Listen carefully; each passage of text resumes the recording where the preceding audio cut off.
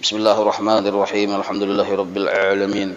Allahumma salli wa sallim wa barik ala sayyidis sadat qutbil bidayati wan nihayat khalifatillah bi khazainil ardi was samawati wa ala alihi wa sahbihi ma damatis sadat wal ghadat salatan tafdahu lana biha abwabal khairati was sa'adat fi darid dunya wa fi daril ma'ad wa barik lana biha fi umrina wa bi rizqina fi awladina wa ala ikhwanina minal mu'minin wal mu'minat wal muslimin wal muslimat أينما كانوا في جميع الجهاد والبلاد وتنجينا بها وإياهم من جميع الأهوال والآفات ومن شر الحياة وشر الممات يا ولي الحسنة وقاضي الحاجات.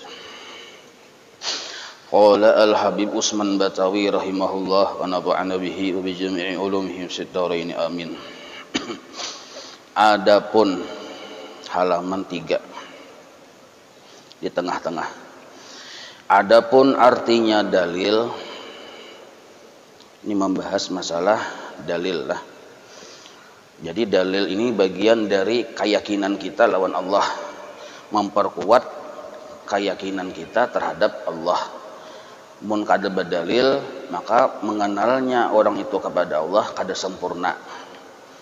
Maka dalil itu artinya yaitu barang yang menunjuki atas kebenaran suatu barang. Barang-barang nih kita. 2 kali barang. Barang yang pertama itu maksudnya bukti atau keterangan. Dalil yaitu keterangan. Nah, tulis di bawahnya keterangan. Maksud barang itu keterangan yang menunjuki atas kebenaran sebuah fakta. Sesuatu barang yang terakhir itu kita artikan fakta aja. Jadi kadang ada fakta itu kada palit atau huaknya kita. Maka modelnya kayak fakta padahal huak. Nah, supaya yakin bahwa fakta itu bujur-bujur fakta, maka harus ada keterangan yang palit. Keterangan yang palit itu disebut dalil barangnya. Maka dalil adalah barang, maksudnya keterangan, bukti yang menunjuki atas kebenaran sebuah fakta. Sebuah kebenaran itu dalil. Adapun dalil akal, itu tambahi akal lah. Adapun dalil akal wujudnya Allah Ta'ala, dalil akal. Semalam kita sudah tahu dalil itu bagi 2. Ada dalil yang tertulis nakli, ada juga dalil akal. Kedua-duanya harus aktif. Nah, adapun dalil akal bahwa wujud Allah Ta'ala itu dengan segala sifat-sifatnya adalah dalil akal bahwa Allah itu bersifat 20 adalah yaitu memadai dengan dalil ijmali. Itu dengannya 2 kali lah. Jadi cukup dalil akalnya bahwa Allah itu memang bujur-bujur bersifat 20, dalil akalnya tuh cukup dengan secara dalil ijmali. Maksud ijmali ini secara garis besar saja, secara umum ya cukup dah. Ini minimal nih yang paling pangulir berpikir. Ada orang bertakun misalnya, apa aja dalilnya Allah bersifat wujud, jelasakannya. Orang bertakun apa dalil Allah bersifat qidam, jelasakannya. Tapi sama jawabannya. Nah, kada papan itu asal ijmali. Nah, apa itu ijmali? Yaitu yang dalil secara umum nih, secara garis besar, yaitu adalah keadaan bumi, langit, dan barang yang ada dalam keduanya. Maksud bumi dan langit itu maksud keadaan tuh diadakannya telah. Jadi keadaan tuh tulis di bawahnya diadakannya bumi, langit dan apapun yang ada di antara keduanya.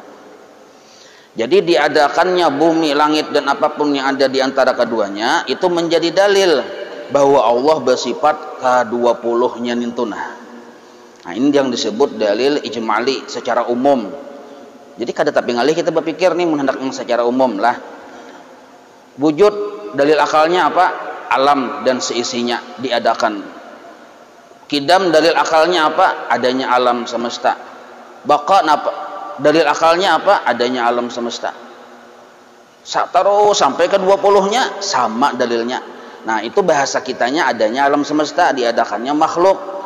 Kalau bahasa orang bahari, baharu alam. Wujud artinya ada, mustahil kada ada, dalilnya baharu alam. Kidam artinya dalilnya baharu alam. Terus sampai ke 20 baharu alam bertahan. Nah, baharu alam itu bahasa orang bahari, bahasa Arab ijmali. Bahasa kita arti baharu tuh diadakannya, maksud baharu diadakannya alam. Baharu alam maksudnya diadakannya alam. Ini ada memaham baharu alam itu apa aja? Kayak berputar-putaran itu aja. Berputar-putar, apa berputar-putar? Arti baharu itu kalau kita terjemah ke bahasa Indonesia nih, barang baru dijadikan. Berarti bilanya barang baru dijadikan didahului oleh kadada. Nah, didahului oleh kadada. Jadi kalau kita sudah memaham adanya Allah dengan segala sifat-sifatnya yang 20 tadi, dalil akalnya dijadikannya alam semesta, adanya alam semesta, adanya makhluk. Nah, itu. Dan dalil akal ini kada boleh bertentangan dengan dalil yang tertulis di Al-Qur'an.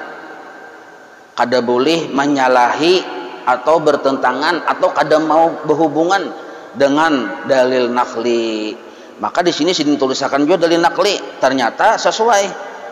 Dalil naklinya firman Allah Ta'ala, inna fi khalqis samawati wal ardi wa ikhtilafil laili wan nahar la ayatil liulil albab.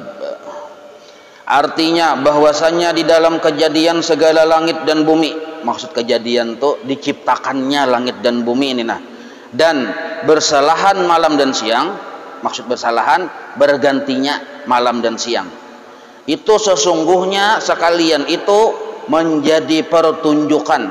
Maksud menjadi pertunjukan, menjadi dalil.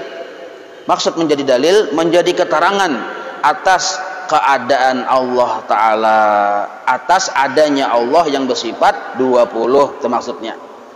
Nah, jadi firman Allah Ta'ala sesuai dengan dalil akal kita yang menjadikan sekalian yang demikian itu.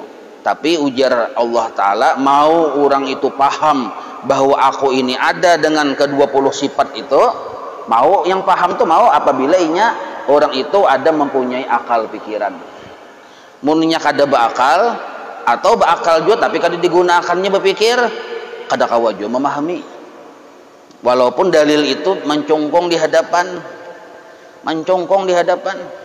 padahal seorang lagi bunyi apa, bau kantut, dibur bau kantut. Jadi ujar orang yang hadir di masjid itu seberataan ijma sepakat bahwa pian yang bakantut. Jar sidin lain aku, tapi sudah kesepakatan berataan mendengar keluarnya kantut itu diburit sidin. Nah, sidin tetap kada percaya, lain aku aja. Nah, kenapa kada percaya? Ini kada memikirkan. Padahal cakap memikirkan yang pamulaan mencium siapa dan yang pamulaan tumbur siapa? Sidin seorang. Nah, padahal cakap mau berpikir dasar aku yang bakantut. Nah, itu modelnya tuh. Nyata dalil tuh kelihatan di diri seorang. Tapi karena dia kada mau berpikir, mengaras. Nah, kayak itu juga kita dengan Allah Ta'ala tuh nyata benar mencongkong dalil, keterangan, bukti bahwa Allah itu bersifat 20. Ini minimal lah. Nah, banyak sifat Allah Ta'ala, cuma kadang-kadang kita menghitunginya, ambil yang paling perwakilan-perwakilannya aja. Jadi jar Allah Ta'ala, alam kujadikan, langit, bumi, dan apapun di antara keduanya, bergantinya siang dan malam, bergeraknya benda, berdiamnya benda, seluruhnya itu menjadi dalil adanya aku dengan segala sifat-sifatku.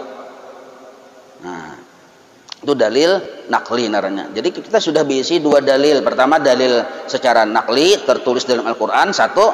Kedua dalil akal bahwa Allah itu bersifat 20, wujud, kidam, baka dengan segala sifat-sifatnya tadi.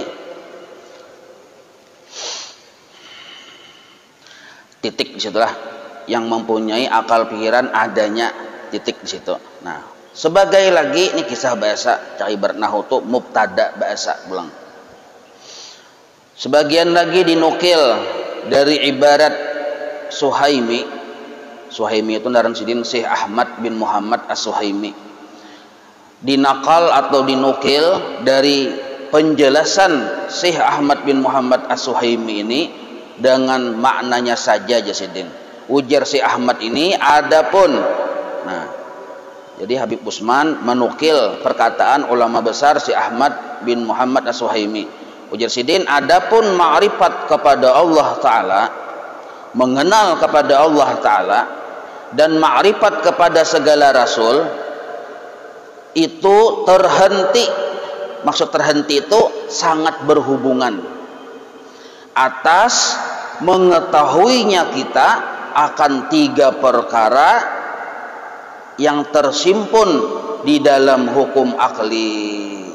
Nah, yaitu wajib 1, mustahil 2, jaiz 3. Nah, jadi ujar Sidin, amun hendak sempurna mengenal Allah, hendak sempurna mengenal rasul-rasulnya, itu berdahulu kita harus memahami sesuatu yang ada di hukum akli, sesuatu yang ada di hukum akal, yaitu wajib pada akal, mustahil pada akal, jaiz pada akal.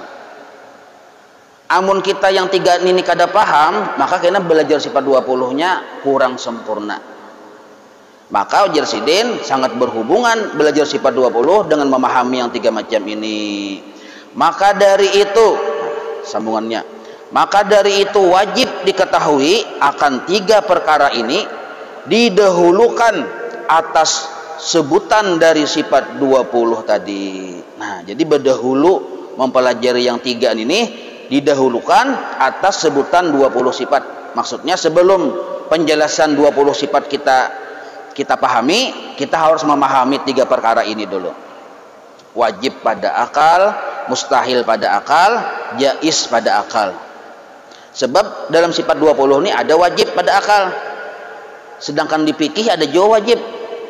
Nah, jadi supaya jangan nyanyuk tasarbu aja kita, maka dijelaskan dulu.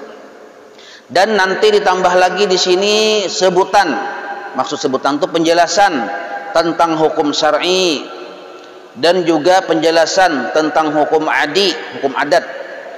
Karena kenapa hukum syar'i dan hukum adat dijelaskan juga? Karena boleh jadi, maksudnya karena supaya boleh, arti boleh itu supaya bisa, supaya mampu dapat dibedakan satu sama lainnya adanya. Nah, amun hukum syar'i kada dijelaskan karena bisa ngalih kita memaham. Siapa tahu wajib tuh wajib yang siapa mengerjakan dapat pahala, meninggalkan berdosa.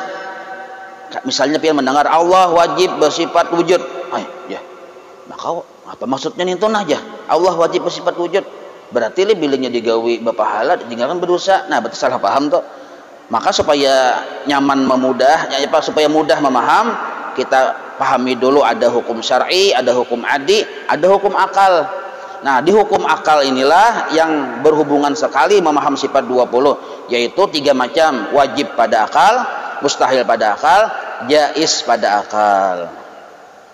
Jelas saya itulah hukum akli. Itu naganal tulisannya, judulnya hukum akli.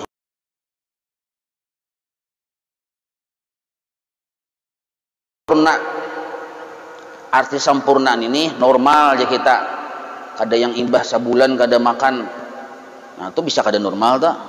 Yaitu cahaya. Tulisi di bawah nur. Jadi yaitu nur yang, jangan artikan cahaya itu kayak tarang lampu inilah, karena salah paham. Cahaya aja berarti tarang kayak lampu inilah. Kada maksudnya tuh nur. Kayak apa nur itu kita kada tahu. Kayak apa cahaya itu kita kada tahu. Itu urusan Allah Ta'ala. Nah, yaitu nur atau cahaya yang ditaruh oleh Allah di hati seorang mukmin. Nah, jadi akal itu adalah nur yang diandak Allah di setiap hati orang mukmin. Setiap hati orang mukmin ini ada akalnya. Nah, akal itu ya nur yang mengandak itu Allah. Yang dengan sebab cahaya itu, nah, dengan sebab cahaya itu sambungannya tuh. Artinya barakat cahaya itu ada, barakat nur itu ada, dapatlah diketahui akan segala ilmu daruri. Maksudnya kita kawa paham lawan ilmu yang daruri. Arti ilmu daruri itu ilmu yang bila melihat mudah kita paham, kada perlu kita mencari keterangan lagi. misal nih pian, misalnya seharian kawan kita nih seharian samalaman kada bagu guringan, lalu bapandiran lawan kita yang seharian samalaman nih kada bagu guringan, kayaknya matanya tapi jim tabun calak. Ada pian nih selalu memandiriinya karena matanya tapi jim tabun calak, jadinya apa tadi aja dikarasinya. Maka mun pian bakal asal akal itu aktif, pian kawan memahami, kawanku mengantuk. Nah, pahamnya pian bahwa kawan pian mengantuk, itulah yang disebut akal narnya atau nur. Jadi fungsi akal memahami sesuatu. Nah, sesuatu yang dipahami itu bisa secara mudah dipahami. Kawa paham bahwa kawan kita mengantuk tuh, nah itu fungsi akal tuh, gawian akal. Amun kawan kita mengantuk berapa kali tapi jim, kita tetap memandiri, berarti kita yang ada bakal. Nah, ya gitu, pahamlah. Nah, itu maksudnya. Nah, jadi kawa paham nangka itu secara mudah kan kita kalau memaham barakat napa? Barakat nur yang ada di hati kita itu, atau barakat akal naranya. Jelas saya lah. Nah, jadi akal ini fungsinya mengetahui sesuatu atau memahami sesuatu yang sifatnya daruri, ilmu daruri yang mudah dipaham, yaitu yang tiada berhajat pada dalil. Kada perlu keterangan, pian betakun pulang, nyawa mengantuk aja. Nah, betakun pulang, nyata sudah melihat sehari semalaman sini kada guring, nyawa mengantuk aja. Bujur nih, mengantuk ada nih aja. Nah, berarti kita kada bakal larangnya. Nah, dan ilmu nadhari sambungannya. Ilmu nadhari yaitu berhajat pada dalil. Nah, jadi barakat akal yang Allah letakkan di dalam hati seorang mukmin yang disebut nur tadi, kita kawan memahami dua macam ilmu. Pertama, ilmu daruri, kada perlu kita berpikir, selintas melihat langsung paham. Sebenarnya bukan kita yang paham, ditolongi paham oleh Allah karena barakat nur tadi. Nah, imbah itu pulang bisa juga kita memaham ilmu yang sifatnya nadhari, perlu keterangan. Maksud perlu keterangan ini, mun sakilas melihat kita kada paham, sakilas mendengar kada paham, kecuali pian mencari dalil-dalil dan keterangan-keterangan serta bukti-bukti dulu, dianalisa terus analisa sampai ujung-ujungnya ilih ya. Nah, bila sudah ilih, berarti akal tuh idrak, memperdapati sudah akal tadi, memperdapati lawan yang dimaksud. Nah, paham sudah, paham itu pun berkat nur tadi juga. Berkat nur tadi juga paham itu. Jelas saya lah. Nah,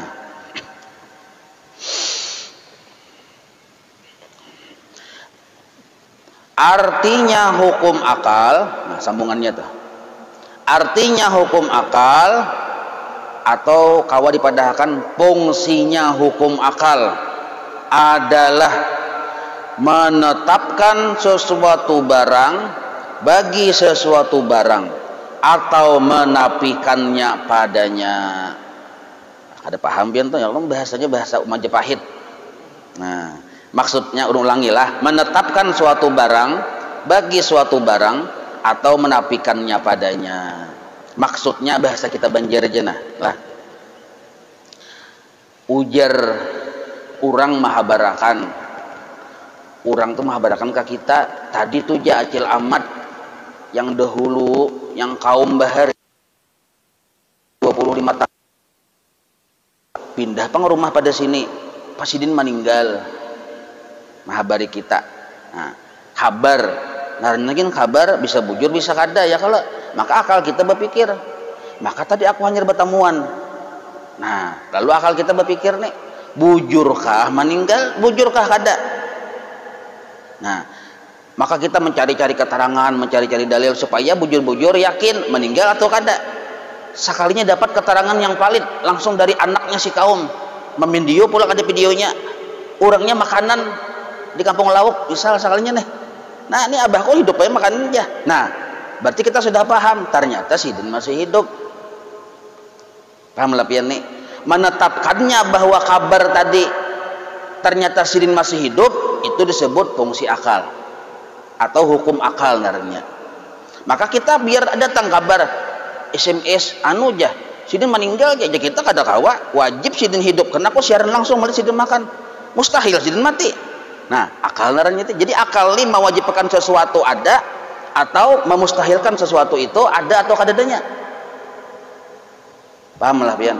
Nah mudahan paham lah. Nah mun paham tuh nah akal tuh aktif. Jadi menetapkan sesuatu bujurkah ada bujurkah kadada, itu disebut wilayah tugas dari akal atau fungsi akal. Bahasa kita Banjarnya sudah ya kelak. Dengan tiada terhenti, maksud terhenti itu terhubung atau berkaitan atas berulang-ulangnya seperti hukum adat. Jadi hukum akal ini kada sama dengan hukum adat. Kalau hukum adat itu kebiasaan aja kita, parut lapar bawa makan kanyang, isuk kena lapar pulang makan kanyang pulang, isuk lapar pulang makan kanyang pulang, isuknya lapar pulang makan kanyang pulang, gawiannya sama hasilnya sama, tak adat jurang bahari, maka disebut hukum adat. Nah hukum akal ini kada ada hubungannya dengan hukum adat, jangan dihubung-hubungkan. Jersidin tadi tiada terhenti, maksudnya kada ada hubungan antara hukum akal dengan hukum adat.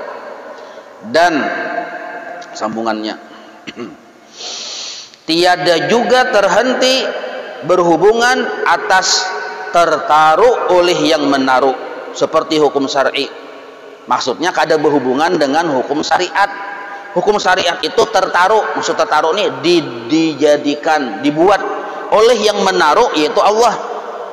Nah, arti tertaruh itu dijadikan, dibuat, dijadikan undang-undang oleh yang menaruh. Yang menaruh itu Allah. Seperti hukum syar'i. Jadi hukum syariat itu dijadikan oleh Allah, ditetapkan sudah. Nah, hukum syariat kada ada hubungannya juga lawan hukum akal. Misal syariat memadahkan hukumnya ini makruh. Kita cukup percaya aja cukup sebenarnya sudah, karena itu datang dari Allah. Kada usah kita model kayak memikirkan non akal, kenapa jadi makruh deh ya? Tuh kaina dulu, kada wajib memikirkan itu. Kenapa jadi haram leh ya? Nah kaina dulu nih tuh, kada ada hukumannya. Nah beda kalau tauhid. Nah jadi hukum akal yang di tauhid ini kada ada hubungannya dengan hukum syariat. Bermula sambungannya tersimpun, maksud tersimpun terhimpun hukum akal di dalam 3 perkara di bawah ini. Jadi hukum akal itu wilayahnya 3 dimensi akal untuk berpikir itu. Nah 3 dimensi. Pertama wajib, yang kedua mustahil, yang ketiga jaiz. Nah wajib di sini mudah kita pahami, wajib pada akal. Nah kayak itu manunya sambetannya kena mustahil pada akal, jaiz pada akal. Wajib dulu. Wajib pada akal yaitu, nah itu nyaman, jangan karena mun kada ditambahi pada akal dikira wajib yang wajib sembahyang 5 waktu. Nah lain itu maksudnya wajib pada akal yaitu barang. Nah barang pulang ya, kalau maksud barang di sini sifat, tulis di bawah sifat. Wajib pada akal yaitu sifat yang tak dapat pada akal tiadanya. Maksud tak dapat pada akal tiadanya, akal kita ini kada menerima kalau sifat itu kada ada. Akal kita yang sihat nih menolak kalau dipadahkan sifat itu kada ada. Maksudnya secara ringkas yaitu, ulangilah, wajib pada akal yaitu barang yang tak dapat pada akal tiadanya. Bahasa Banjarnya jar bahari supaya singkatnya. Nah maksudnya kada mau kadada, garis miring pasti ada. Nah gitu aja sudah. Wajib pada akal maksudnya pasti ada. Contohnya Allah bersifat kudrat, maka sambatannya tadi Allah wajib bersifat kudrat. Kalau kita sudah memutuskan dengan akal, asalnya kita mendengar kabar nih, oh Allah tuh bersifat kudrat, ujar orang. Lalu kita berpikir, ujar kita ini bujur juakah Allah bersifat kudrat? Pikirakan, dipikirakan, oh ada langit, ada bumi. Maka ujar habar Allah yang maulah. Mun Allah yang maulah, mun sidin kadada bisi kudrat kekuasaan, mustahil kawa. Berarti memang ada sidin bisi kudrat. Imbah itu pulang lihati dalil naklinya, innallaha ala kulli syai'in qadir. Sesungguhnya Allah atas segala sesuatu itu berkuasa. Oh, berarti dasar bujur leh. Nah, maka ulun sendiri memutuskan jar ulun Allah itu bukan hanya Allah bersifat kudrat, tetapi Allah wajib bersifat kudrat. Nah, ampih ulun mendengar kabar-kabar biasa. Kabar biasa kan Allah bersifat kudrat ya. Tapi karena kita sudah memfungsikan lawan akal, kalimatnya kada kayak itu lagi. Jadi kita Allah itu wajib bersifat kudrat. Nah, wajib di sini wajib pada akal. Maksudnya sudah kita pikirkan Allah wajib bersifat kudrat. Lalu pemahaman wajib di sini apa? Mun kita sekilas, berarti lih dikerjakan dapat pahala, tinggalkan berdosa. Kada itu. Maksud wajib di sini adalah kada mau kadada. Kada mau Allah tuh kada bersifat kudrat. Pasti ada kudrat itu di zat Allah Ta'ala. Itu bila sambatannya Allah wajib bersifat kudrat. Pahamailah. Sampai kada paham nih asli teguring. Mustahil pada akal, yaitu barang yang tak dapat pada akal adanya. Nah, barang yang tak dapat pada akal adanya, maksudnya akal kita kadang menerima kalau sifat itu ada.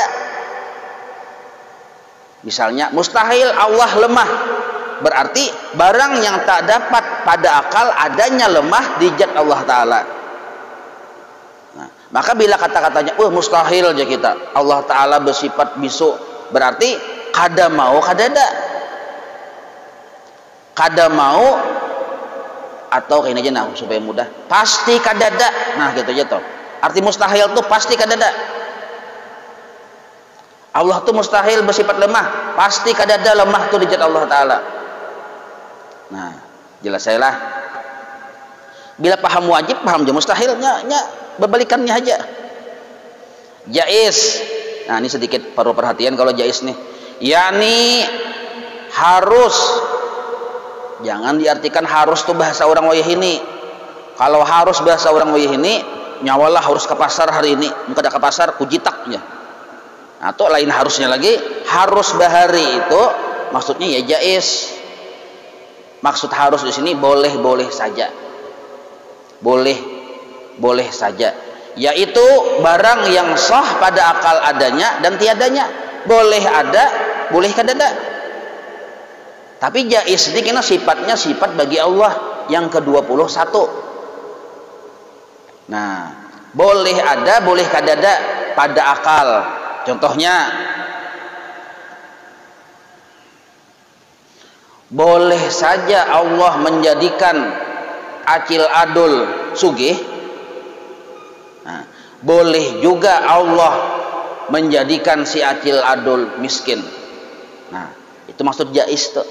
Tasarah Allah. Kadada istilahnya wajib bagi Allah, kadada.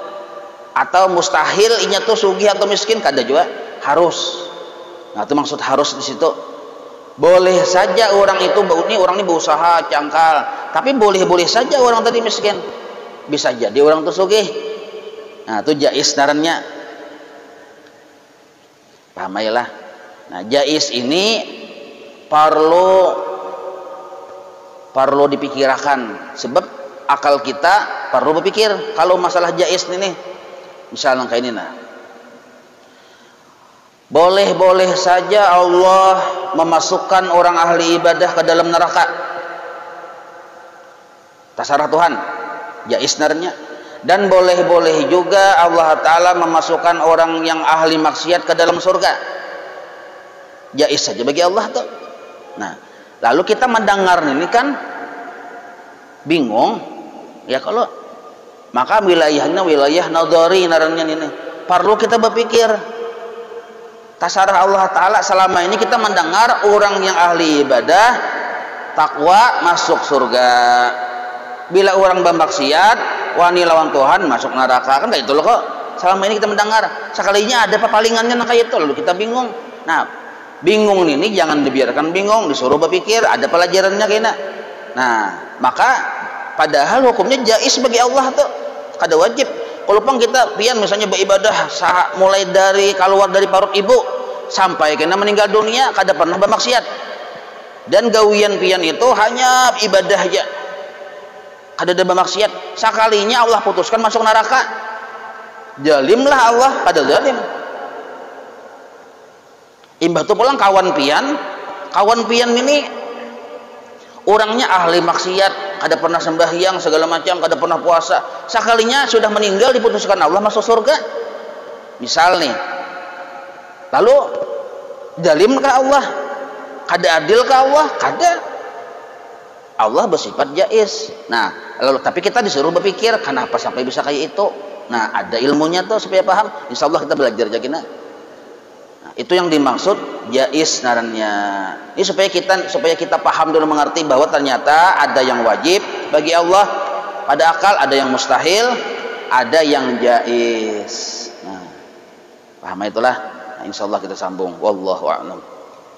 Maulaya salli wa sallim daiman amana ala habibika khairi khalqi kullihim ya rabbi bil mustafa balligh maqasidana waghfir lana ma madha ya wasi'al karami wa sallallahu ala sayyidina Muhammad wa ala alihi wa sahbihi wa sallam walhamdulillahi rabbil alamin. Taqabbalallahu minkum.